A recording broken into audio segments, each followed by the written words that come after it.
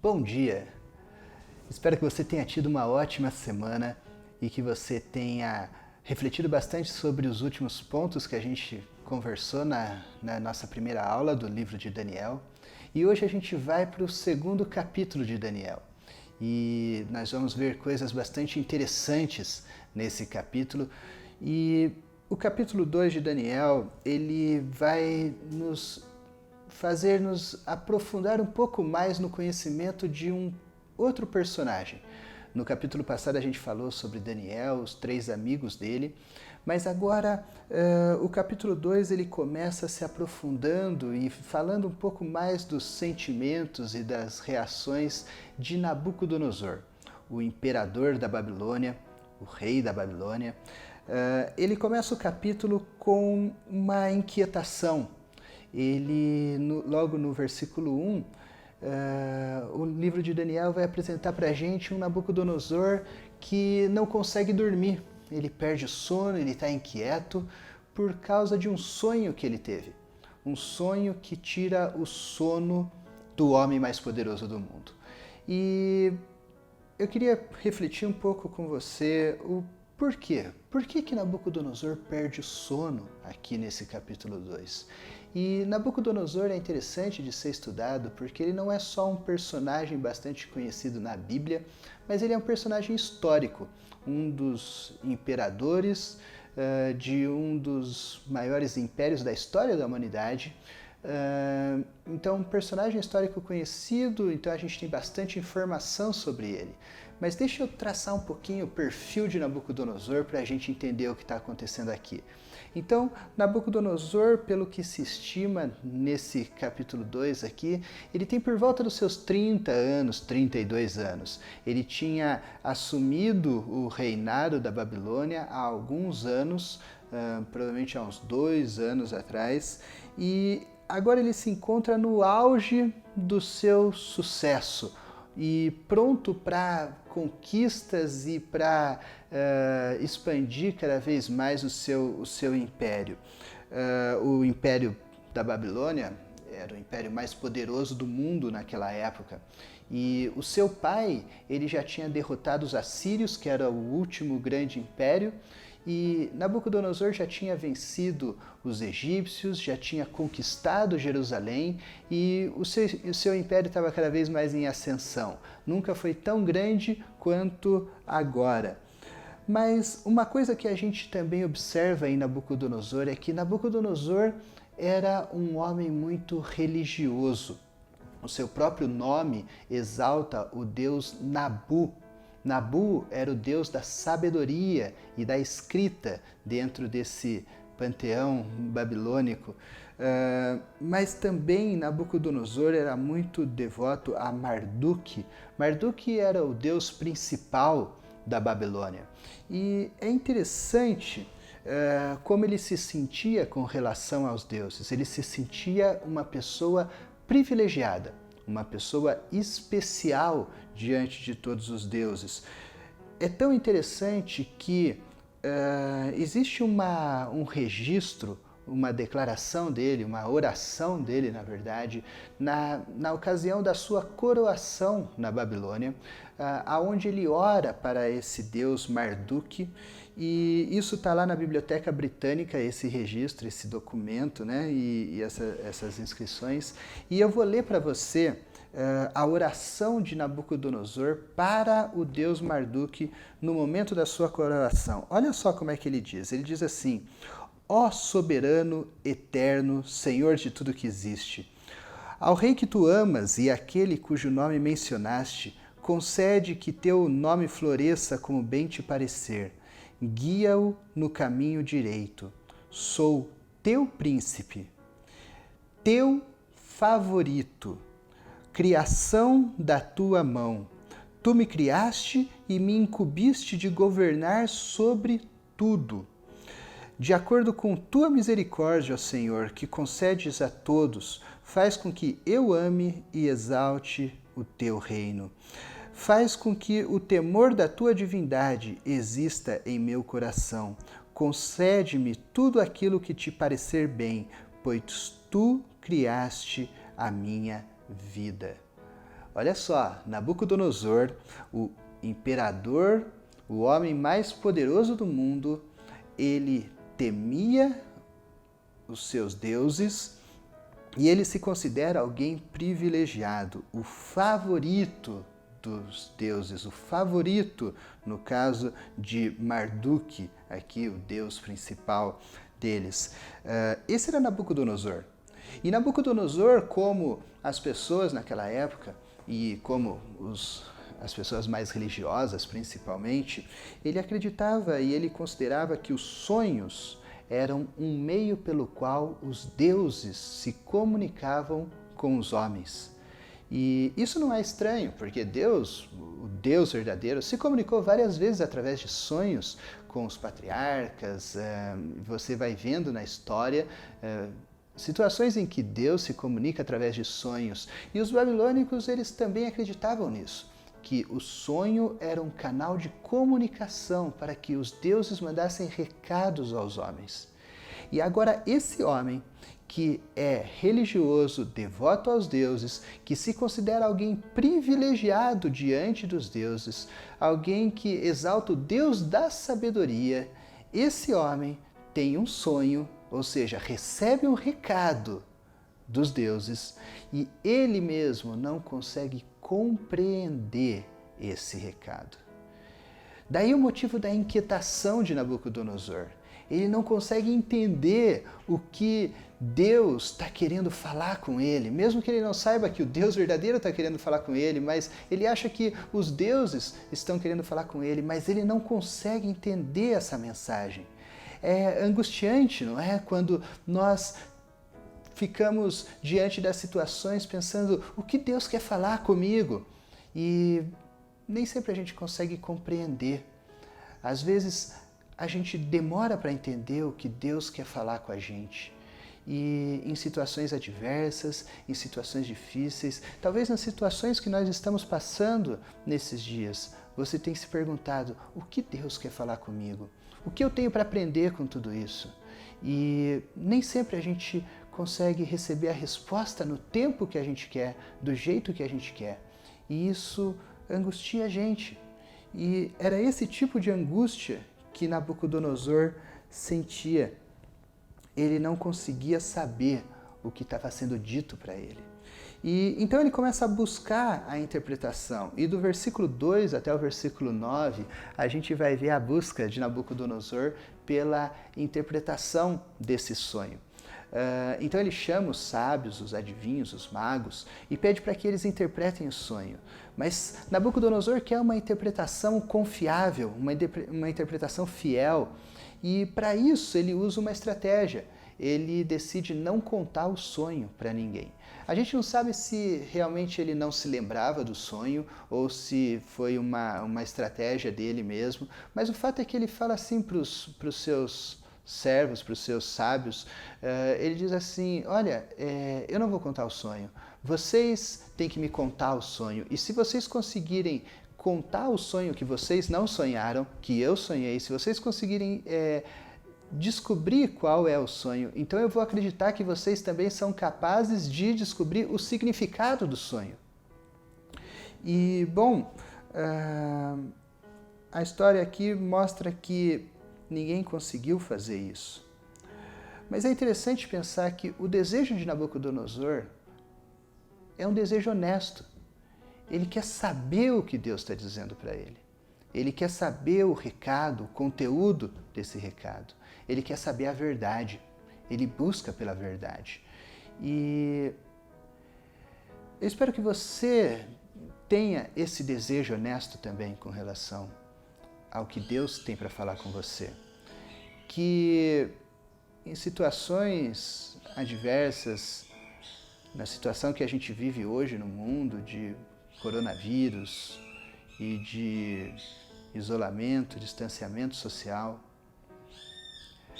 que você passe do estágio de simplesmente reclamar ou se conformar com as situações e passe para uma busca sincera do que Deus quer falar para você, do que Deus tem falado para você. Deus fala o tempo todo. Deus fala o tempo todo. A questão é se nós estamos dispostos e atentos para ouvir e para entender o que Ele tem para dizer para a gente. Nabucodonosor, ele procura do jeito errado. Ele procura a resposta nos lugares errados. Ele procura nos magos, ele acha que o recado é um recado de Marduk, de Nabu, de algum deus falso. Ele procura em sábios que têm uma sabedoria falsa, mas ele está procurando. Ele está procurando. E às vezes a gente também procura as respostas nos lugares errados. A gente procura conselhos, aprendizados, sabedoria em pessoas que não têm a sabedoria de Deus. Recados que não vêm de Deus. A gente se alimenta de tanta informação, de redes sociais, de livros, de opiniões, de reflexões, mas a gente para pouco para ouvir a voz do Deus verdadeiro. E muitas vezes, assim como Nabucodonosor, a gente tem o desejo sincero, mas a gente procura nas fontes erradas. E Nabucodonosor estava fazendo isso. Ele estava procurando entre os seus sábios ali. É tão interessante que Daniel nem aparece aqui nessa primeira parte. Ele não foi consultado. Nabucodonosor continua buscando e cada vez pressionando mais os seus sábios. Até que lá no versículo 10 e 11, os sábios eles respondem Nabucodonosor dizendo algumas verdades, por incrível que pareça. E eles falam assim que nenhum homem pode revelar essa mensagem. Nenhum homem pode revelar a mensagem de Deus. Somente os deuses, no caso, eles falam ali, mas eles têm uma compreensão assim que esse tipo de mensagem não pode ser revelada de forma humana. E esse tipo de mensagem necessita que Deus se comunique com os homens e que Deus esteja entre nós e conosco. E aí eles percebem um problema, que os deuses que eles serviam não viviam entre os mortais, ou seja, os deuses que eles serviam não eram capazes, não estavam ali. Sabe por quê? Porque eles eram deuses falsos, eles sequer existiam, mas tudo que eles conseguiam perceber é que aqueles deuses não eram capazes de se comunicar com eles como eles precisavam. Só existe um Deus verdadeiro. Um Deus que quer se comunicar com a gente, um Deus que vive conosco, um Deus que é acessível, um Deus que deseja falar e deseja ser ouvido. Deus não se esconde, Deus não é inacessível, mas como a gente vai ver com Daniel, Deus quer revelar a sua mensagem para nós. Então Nabucodonosor, diante da impossibilidade de receber a interpretação do sonho, ele fica furioso e ele toma uma decisão extrema. A decisão dele é de matar todos os sábios, todos os magos, todos os adivinhos da Babilônia. Então no versículo 12 e 13 ele toma essa decisão de matar todos os sábios. E isso, o texto fala, inclui Daniel. Daniel até agora não foi consultado, mas Daniel está incluído na sentença de morte. Então a notícia chega para Daniel. E o versículo 14 ao versículo 18, Daniel vai lidar com essa notícia, a notícia de que ele estava condenado à morte. Alguém bate na porta dele e avisa que ele está condenado à morte, um oficial do rei. Aliás, isso é uma coisa bem comum no livro de Daniel. Você vai ver que, capítulo após capítulo, Daniel e seus amigos estão sendo condenados à morte e salvos da morte. Então essa não é a primeira vez que isso vai acontecer com Daniel, mas é interessante ver a sabedoria e a serenidade de Daniel ao receber uma notícia dessas. Ele não se desespera, ele não fica revoltado, ele não se assusta, mas ele não se precipita, mas ele negocia. Mais uma vez, Daniel era muito sábio em negociar e eu acho que ele tinha palavras muito sábias ao fazer isso. E ele pede então para esse oficial que lhe conceda um pouco mais de tempo, um dia, para que ele busque a interpretação do sonho de Nabucodonosor no lugar correto, com Deus. E, bom, Nabucodonosor concede esse tempo para ele, e aqui é interessante o que Daniel faz quando lhe é dado esse tempo. Ele vai orar a Deus e buscar em Deus essa resposta. Mas olha só, antes de fazer isso, ele não vai fazer isso sozinho. Ele busca ajuda para a oração. Ele vai buscar os seus amigos e pedir para que eles orem também junto com ele. Daniel era uma pessoa bastante autoconfiante. E não tem nada de errado nisso. Mas Daniel sabia que ele não era autossuficiente. A confiança dele não estava no fato dele poder fazer as coisas sozinho. Ele sabia que ele dependia de Deus e que ele dependia dos outros para lutar junto com ele essa batalha, ou para clamar junto com ele em oração a Deus. Nós precisamos uns dos outros. Nós não podemos nos isolar e achar que dentro da nossa casa nós somos autossuficientes, mas nós precisamos manter essa comunhão para que nós possamos se fortalecer e juntos buscarmos as respostas de Deus.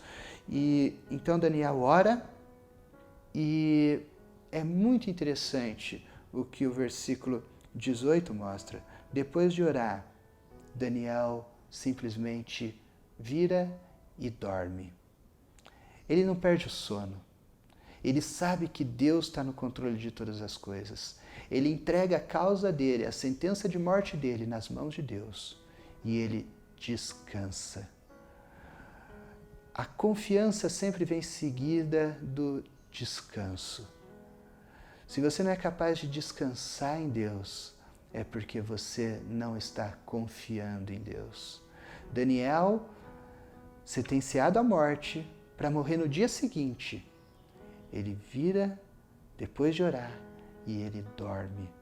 O sono tem um significado muito grande, porque o sono mostra o quanto nós podemos descansar em Deus e deixar que Ele cuide, que Ele trabalhe por nós enquanto nós dormimos. Daniel faz isso, ele vai descansar, ele vai dormir depois da oração.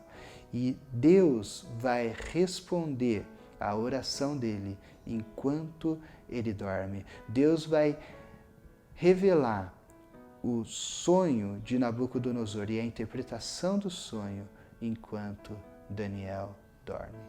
E qual é a interpretação do sonho, então? Vamos para a interpretação do sonho, não é?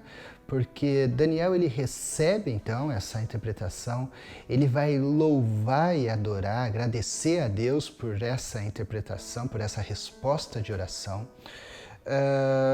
E então ele vai contar a Nabucodonosor o que Deus tem falado para ele. Porque Deus, como eu já disse, Deus é um Deus que quer falar aos reinos do mundo, quer falar com a gente. E Ele quer usar o seu povo para se comunicar com o povo. Não que a mensagem venha de pessoas, mas a mensagem vem de Deus para que pessoas a transmitam. E foi isso que aconteceu com Daniel. E o sonho é o seguinte, Daniel chega para Nabucodonosor e vai contar o sonho. O sonho era de uma estátua com um semblante terrível. E essa estátua ela tinha várias características e vários materiais que a formavam. A cabeça era uma cabeça de ouro, o peito e os braços de prata, o seu abdômen, quadril de bronze, as pernas de ferro e os pés também, mas nos pés tinha uma parte de barro nos pés. E então vinha uma pedra que tem uma característica importante. Essa pedra ela não foi cortada por mãos humanas, ela é existente por uma forma sobrenatural. Ela foi cortada de uma rocha de uma forma sobrenatural. Ela vem, ela rola e ela bate na estátua e destrói a estátua. e depois essa pedra ela se torna um monte e toma toda a terra, ou seja, ela tem um alcance global.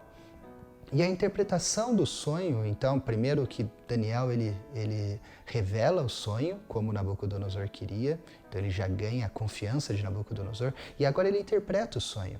E a interpretação do sonho é que cada parte da estátua, cada material da estátua representa um reino, um império.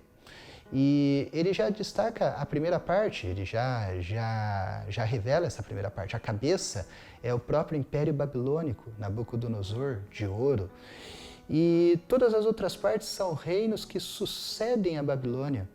Mas aqui já tem uma boa notícia, Nabucodonosor deve ter tido uma primeira reação de calma, de alegria, de felicidade, porque o sonho, a revelação do sonho não diz respeito ao fim do seu reinado, a nenhum julgamento de Deus sobre o seu reinado. Não é isso que o sonho está querendo dizer. Pelo contrário, o sonho revela que o reinado de Nabucodonosor não vai ser um reinado curto, mas ele vai ter o seu reinado, ele não vai ser derrotado por nenhum inimigo.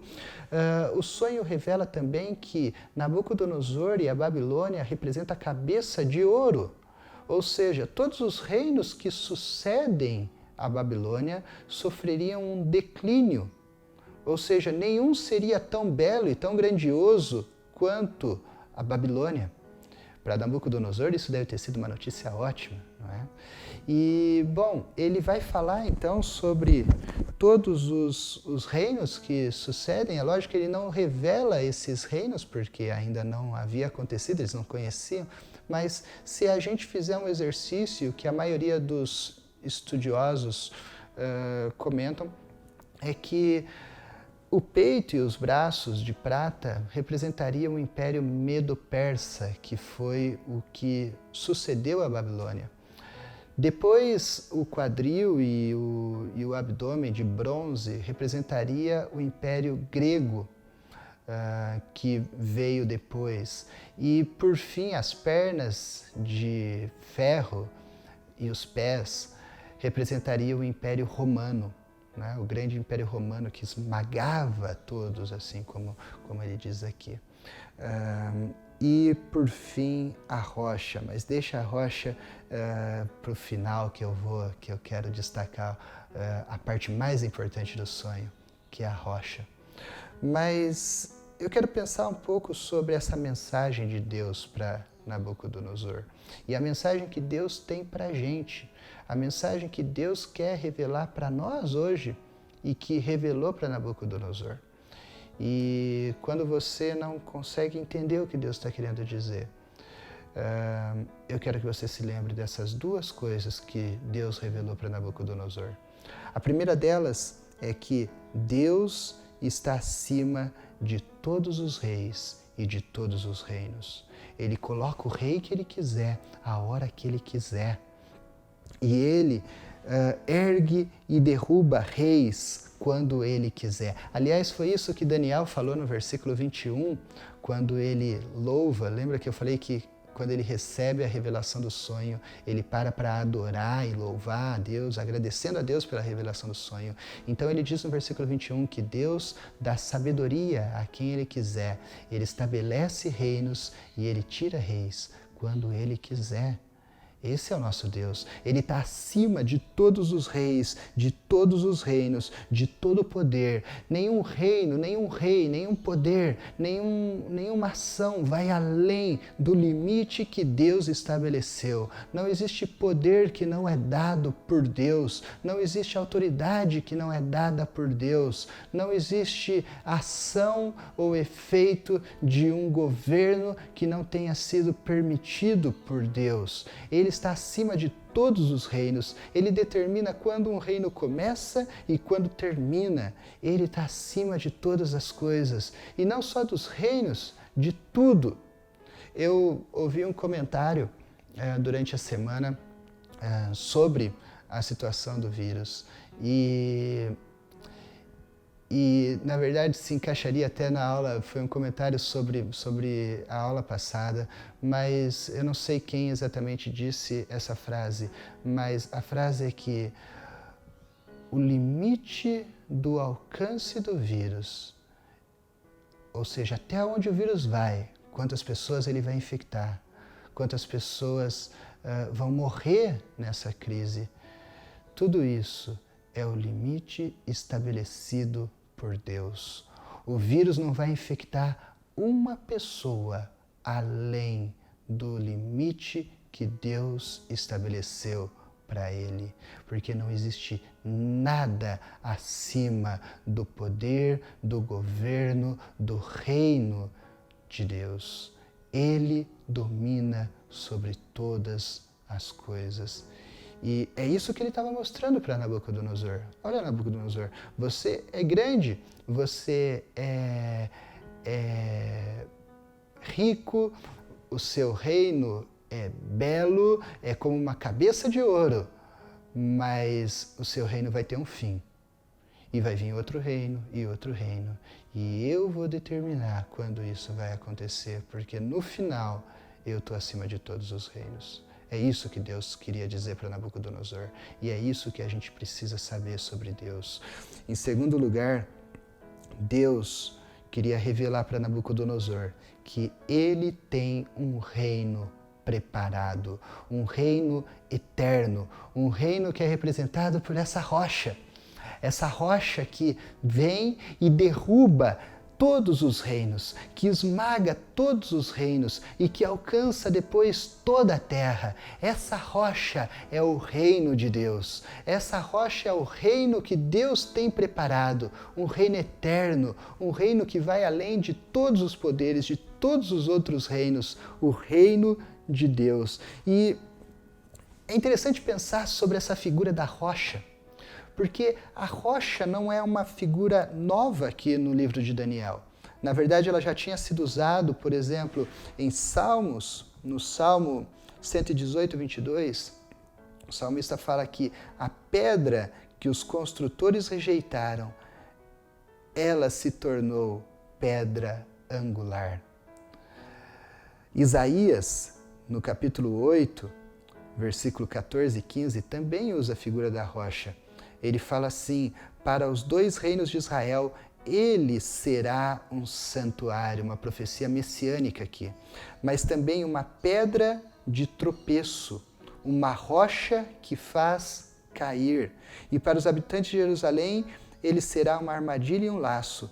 Muitos deles tropeçarão, cairão e serão despedaçados, presos no laço e capturados. É interessante que alguns séculos depois, um certo homem, um pregador que gostava de pregar em lugares públicos, começou a chamar a atenção. Ele pregava algumas coisas que eram difíceis de entender, mas ele anunciava um novo reino. Ele anunciava salvação, libertação. E ele fazia sinais e maravilhas que ninguém jamais tinha feito. Ele curava os enfermos, ele falava com sabedoria, como ninguém jamais tinha falado, e uma autoridade inédita. Então ele começa a chamar a atenção das pessoas, muitas pessoas começam a se aglomerar em torno dele e começam a surgir opositores a ele. Certa vez, lá em Lucas 20, enquanto ele prega no templo, os líderes, os sacerdotes, fariseus começam a debater com ele e questionar a autoridade que ele tem para falar aquelas coisas. Então ele conta uma parábola, se comparando ao filho do dono de uma vinha que é rejeitado. E ao terminar a parábola, então no versículo 17 de Lucas 20, ele reúne todas as figuras do salmista, do profeta Isaías, de Daniel, do sonho de Daniel, e ele se declara a rocha. E ele diz assim, olhando fixamente para as pessoas, ele pergunta qual o significado dessas palavras. A pedra que os construtores rejeitaram tornou-se pedra angular. Todo que cair sobre essa pedra será despedaçado, e aquele a quem ela cair será reduzido a pó.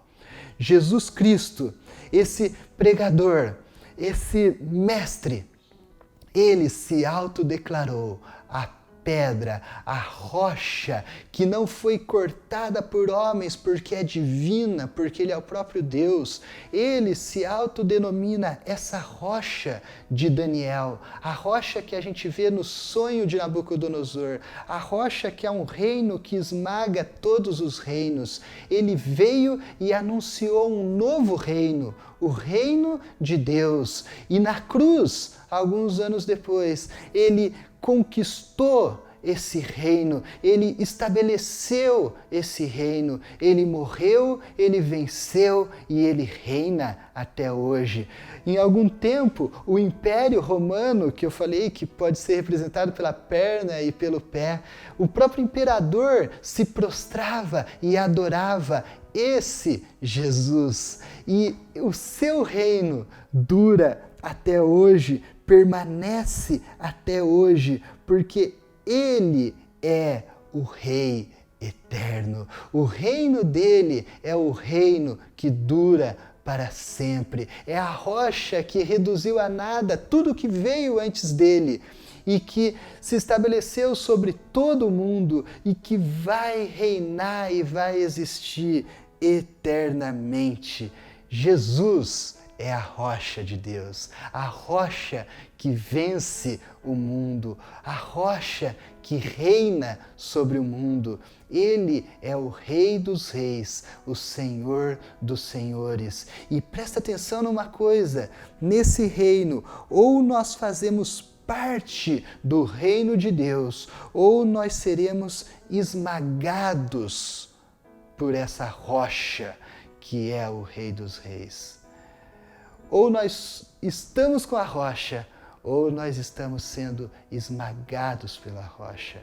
Ou como Jesus mesmo falou lá em Marcos 1,15, quando ele começa o seu ministério, ele anuncia que o reino de Deus estava próximo. Esse novo reino estava chegando e que para que nós pudéssemos participar desse reino, nós deveríamos nos arrepender e crer. Arrependam-se e creiam. Essa é a mensagem de Jesus. Essa é a mensagem da rocha que vem para conquistar o mundo, da rocha que reina sobre todos os reinos, sobre tudo aquilo que a gente existe. Para que nós possamos fazer parte desse reino, nós precisamos nos arrepender e crer. E aí sim, a promessa é maravilhosa, nós vamos reinar junto com Ele. Nós vamos participar desse reino. Jesus é a rocha revelada em Daniel. Jesus é a rocha que foi revelada para Nabucodonosor. E Nabucodonosor teve o privilégio de ouvir essa mensagem. Nabucodonosor teve o privilégio de saber que o reino de Deus estava sendo preparado, duraria para sempre e alcançaria todo o mundo. O resultado, o final do capítulo mostra para a gente. Nabucodonosor, aquele homem religioso, temente a todos os seus deuses, ele se prostra e ele adora agora o Deus verdadeiro, o Deus que revela o que nenhum homem pode revelar, o Deus que revela o que nenhum outro Deus pode revelar, o Deus que está acima de todos os deuses, o Deus que está acima de todos os reinos, o Deus que está acima de todos os homens. Nabucodonosor adora e reverencia o Deus verdadeiro. E ele reconhece e exalta Daniel. Ele coloca Daniel como governador da sua principal província. E os seus amigos, a pedido de Daniel, coloca também como líderes e como pessoas de destaque em seu reino. E a gente vai entender depois aonde que os amigos de Daniel foram parar no próximo capítulo. Mas o autor do livro que a gente vem estudando, Daniel para você, ele fala assim que ser fiel a Deus nem sempre nos coloca num lugar ruim no mundo. Ser fiel a Deus traz a mensagem de Deus para o mundo, a verdade. e as pessoas desejam ouvir a verdade? Pode parecer que não, mas as pessoas estão sedentas por ouvir aquilo que Deus tem para falar para elas. Às vezes, ou muitas vezes, não é o que as pessoas querem ouvir, mas é o que as pessoas precisam ouvir. E quando elas compreendem que esse é um recado de Deus, Deus usa essas pessoas para nos abençoar também. Esse foi o final do capítulo 2. E igual a semana passada, eu quero deixar algumas coisas, algumas reflexões, alguns desafios para essa semana, para que você possa discutir, para que você possa refletir e praticar o que a gente tem aprendido. Então, o primeiro deles é busque entender o que Deus tem falado para você. Busque a Deus, busque nos lugares certos, busque com as pessoas certas, busque na palavra de Deus, busque em oração, mas busque compreender o que Deus tem para te dizer e o que Ele está querendo te ensinar hoje. Busque isso. Em segundo lugar, proclame, fale, compartilhe a mensagem de Deus, a mensagem que Jesus Cristo é o Rei dos Reis, Senhor dos Senhores e que o seu reino dura para sempre e está acima de todas as coisas. Ele tem o domínio sobre tudo e Ele reina sobre todas as coisas. Compartilhe a mensagem do reino de Deus. Em terceiro lugar, se arrependa para que você também faça parte do reino de Deus. Se você não fez isso até hoje, venha para o reino de Deus. Venha fazer parte do reino de Deus. Se arrependa, creia, se entregue a esse Rei dos Reis, que é Jesus, o Senhor dos Senhores. Se arrependa e faça parte do reino que reina sobre todas as coisas, do reino eterno, que não é destruído, que não é conquistado, que não é criado por mãos humanas. Se arrependa e venha para Deus. Um ótimo domingo, uma ótima semana e que Deus te abençoe. Até a semana que vem.